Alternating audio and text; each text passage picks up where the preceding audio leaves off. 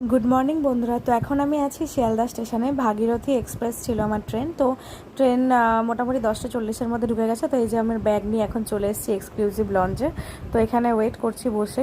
1 ঘন্টা মতো একটু রেস্ট করে ব্রেকফাস্ট করে তারপর ক্যাব করে তারপর রুমে চলে যাব। তো এই যে আমি এখানে ওয়েট করছিলাম, তো খাবার অর্ডার দিয়েছিলাম, তো তাই ওয়েট করছিলাম যে কখন আসবে খাবারটা। তো বেশ ভালোই রেস্ট করছিলাম এখানে, মুখ টুক ধুয়ে এসে।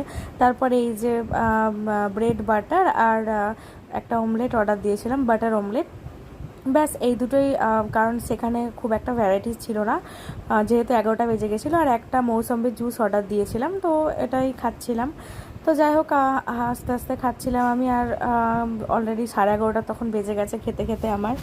তারপর খাওয়া দাওয়া হয়ে সেখান থেকে আমি বেরিয়ে পড়লাম। এই তো এটা লিফট দিয়ে নিচে নেমে যাব। তারপর স্টেশন থেকে বেরিয়ে ক্যাব বুক করে নিয়েছিলাম, তো ক্যাবে এই তো আমি এখন চলে যাচ্ছি রুমে। খুবই খারাপ অবস্থা।